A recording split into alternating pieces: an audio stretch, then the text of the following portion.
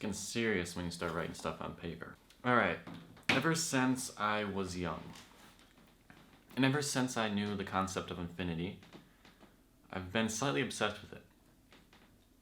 And I think it's for good synchronistic reasons, right?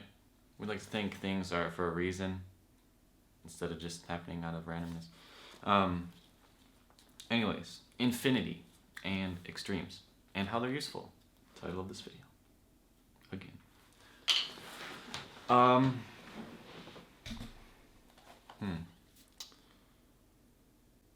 Okay, so there is, let's see.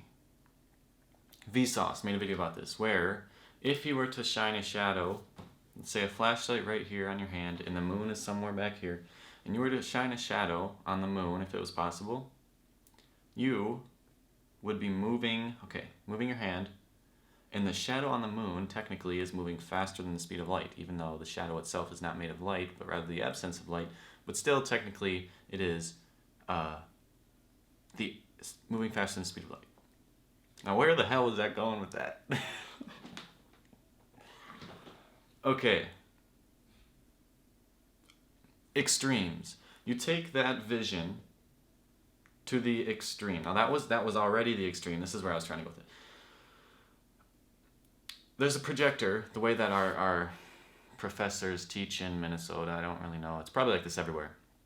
Projectors on the ceilings, and then they project onto a screen, and you can do stuff on screen, all that kind of stuff.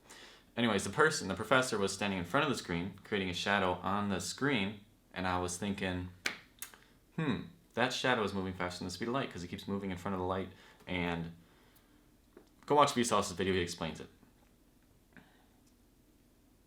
And I realized it's not very obvious, but if you were to be able to shine a light on the moon and the shadow of your hand was moving, you would probably, if you were to imagine this, it would probably be really obvious to see the shadow just, it would be an instantaneous thing, right? But it's much more obvious than a professor standing a foot away from the screen moving. So taking things into extremes can help bring clarity in many situations. So applying this in an emotional sense, now this is what I do to myself often, and I've realized it's so useful, and that's why I'm sharing it, is if you can't tell what you're feeling, take it to the extreme and then see what you're feeling, because that is what you are feeling. It's just at a lesser level, of course. So this is just super silly, okay?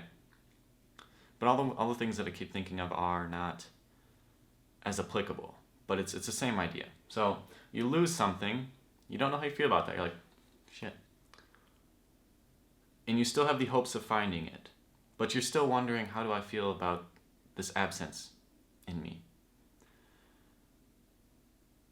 Now, in your mind, you're still hanging on to the idea that you're going to find it, so there's still this unquestionable nature of your emotions.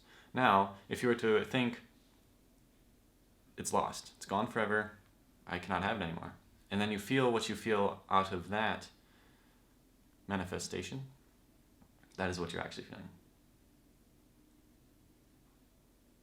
Most of the time. For me, it's been every time. For me, it has been a clear, vivid realization when I come to see things in extremes and apply them back in normalcy. So for me, I've never had a situation where it's been like, oh, well, that's not really what I feel. It's been literally what I feel when I take it to an extreme level. So it's very useful for me. And if you have never done it, try it. Take things to the extreme. Don't react as if they are the extreme, because that's not the point of it.